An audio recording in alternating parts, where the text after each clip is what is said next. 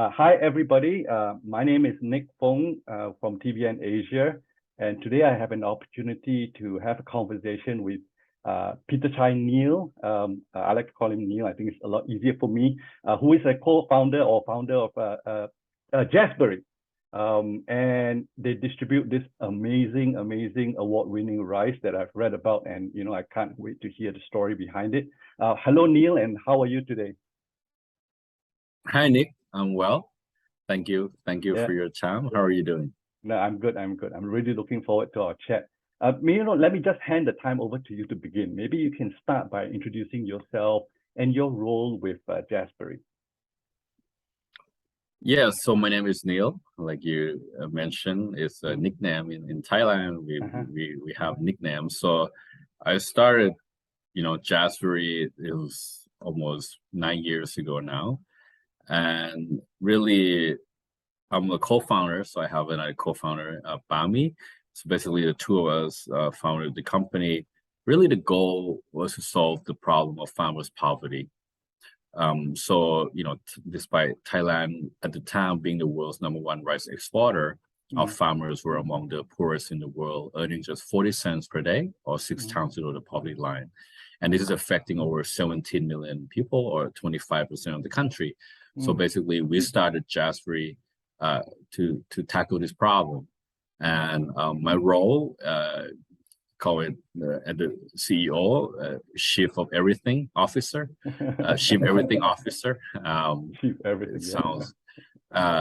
It has been that way for many years, and hopefully less so now as we are in the process of scaling. Through our work using this special high antioxidant rice, the Jasberry rice, which has 40 times higher antioxidant than brown rice. So we use this rice, this innovation, as a tool to help these farmers out of poverty. We're currently happy to say that we're working with over 2,500 families, which is just over 12,000 people. And their income has increased from just 40 cents to almost $6 a day, an increase of 14 times through the work that we at Jasberry. So really, that's what I do every day. My goal is really to scale our organization to have more impact, and also to we call it transformation. It's about transforming the consumer's health. It's about transforming the farmer's life, and it's about transforming the planet. So for us, really, this is a journey of transformation, and I'm just happy to be a part of it. Wow. And as like any journey, it's a whole process. It's not, you don't get there in the next day. It's a process, and it takes time. Yeah. So I just want to take you back to your earlier days. I read on the website. You guys were in graduate business school, doing an MBA. Did you see yourself starting a social enterprise at that time, or how did rice come into the picture? Yeah. Well, at the time, we had. Big news in Thailand was this rice pledging scheme, which is basically the government, and they always interfere with the rice market, because the rice farmers I mentioned is 25% of the country, right? And there's a big voters, right, group. So normally the government, they come out and they say, we're going to guarantee the price of the rice. They try to interfere with the market, and at the time there was a big news in Thailand about the corruption in the pledging scheme, billions of dollars were not going to the farmer, all this kind of thing. And everyone knew about it here in Thailand. I live in Bangkok, so we are like far removed. Most of the farmers are in the northeastern part of Thailand, which is about a 9-hour drive from Bangkok. And it's not a tourist area, because we all know Thailand is a tourist country, but they only know like Chiang Mai, Phuket, Bangkok, right?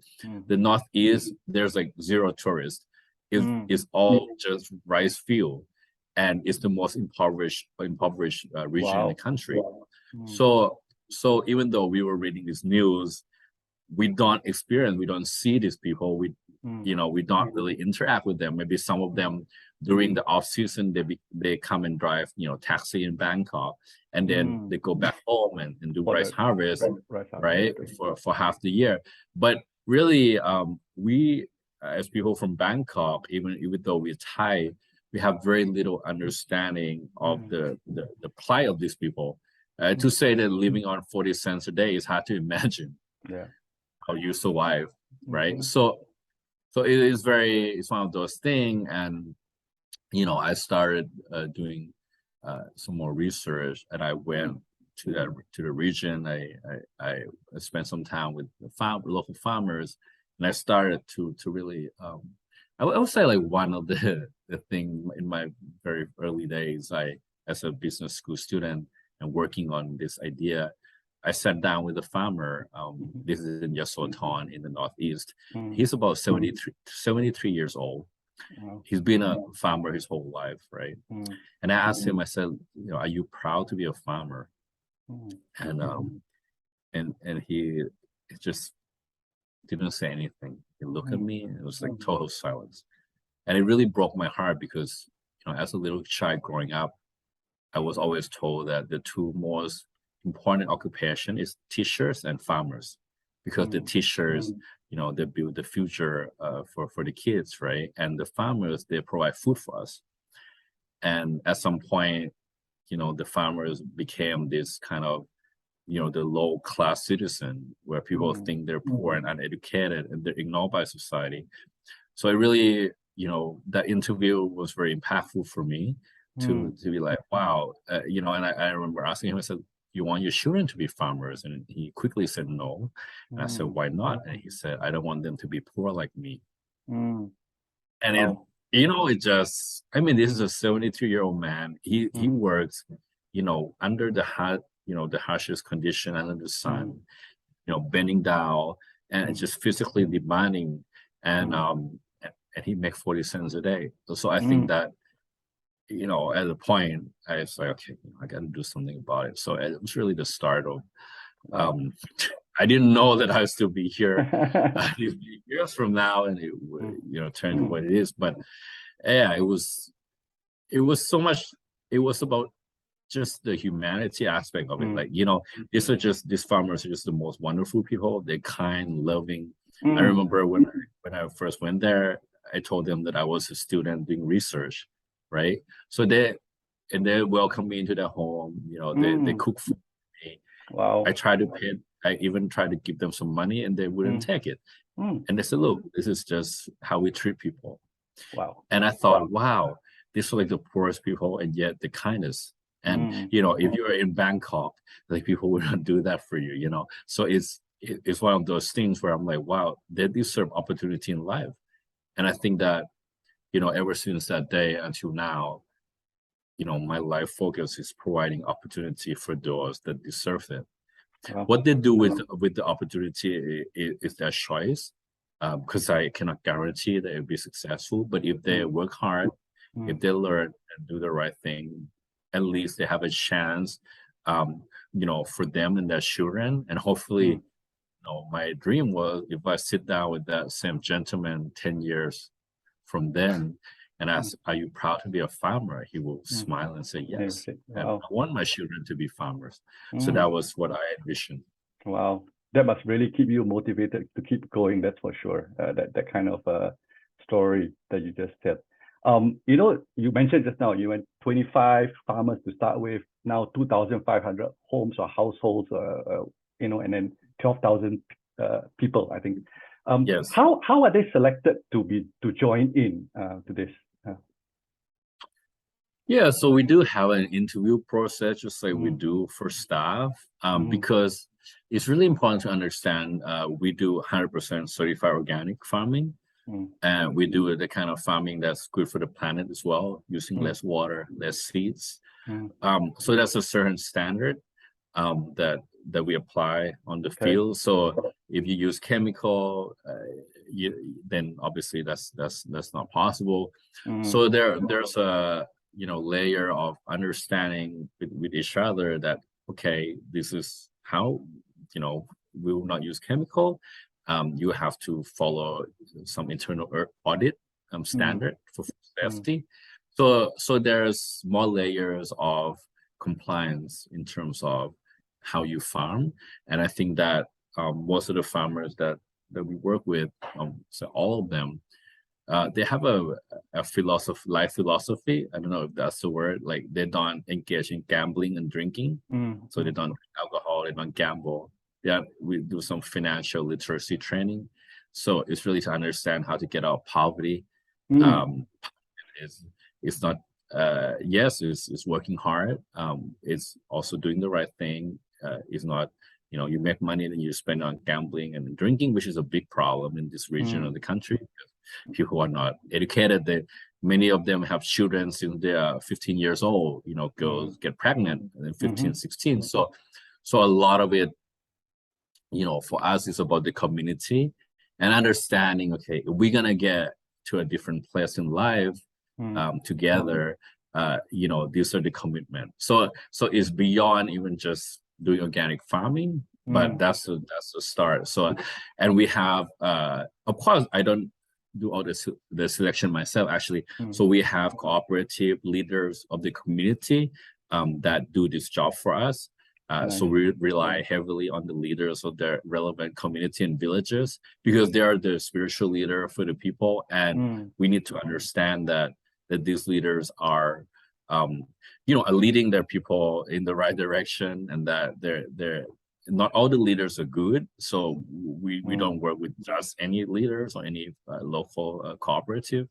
So we've had a lot of experiences in that, and that kind of shape how we select who we work with. Cool.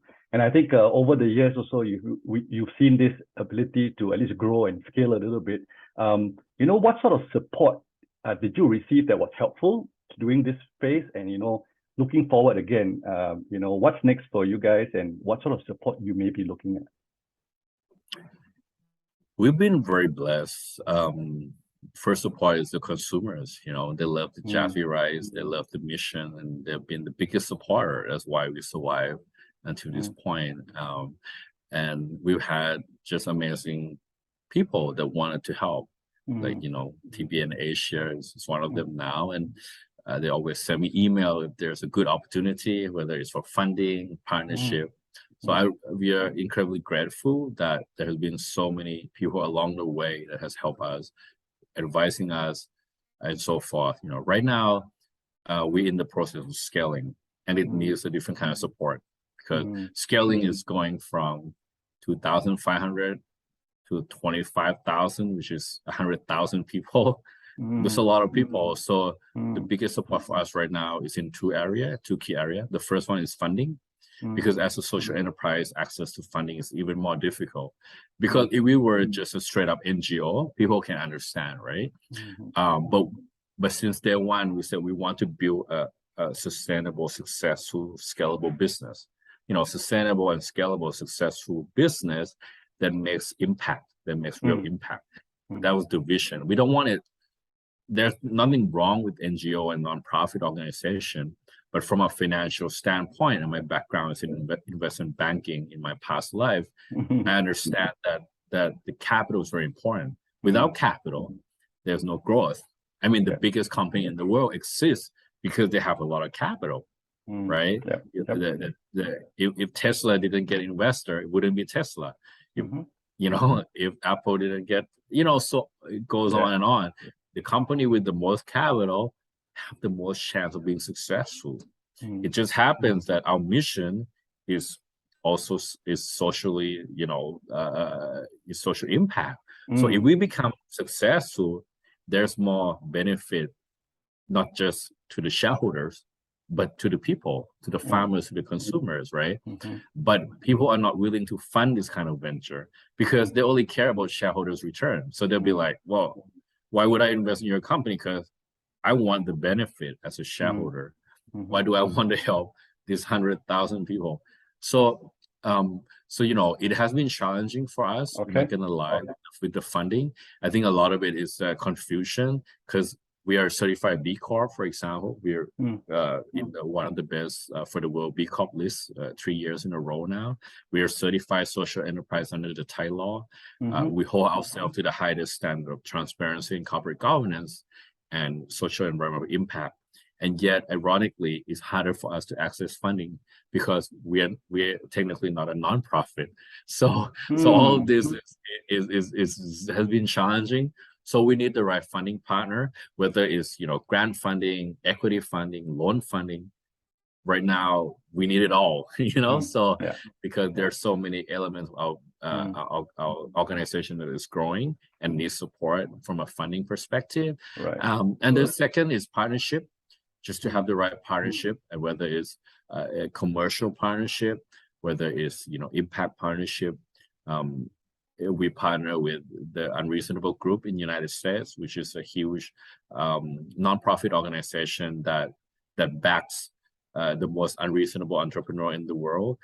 So we've had some great work with them. We partner with DBS Foundation in Singapore. So for us, it's really, if you want to make impact, if you want to change the world for the better, like, we're happy to have a conversation with you and see how we can make that happen. We are also talking with some big food company like Nestle in terms of a partnership. So, really for me, we're very collaborative and we're open. But we're at this stage where we need to scale, and funding and partnership are critical for us to do so. Nice. Thanks. Wow. So it's like support even throughout the value chain. One is consumers continue to consume, which means that then there's more opportunities for the farmers to grow and to harvest the rice. But in between, you need a whole bunch of other things like funding and partnerships also to connect that and keep that going. Yeah, cool. The last thing I have here really is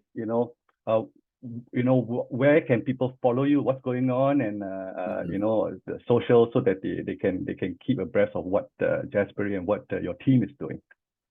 Sure. So our Instagram account is Jasberry Rice. That is JASBERRY RICE.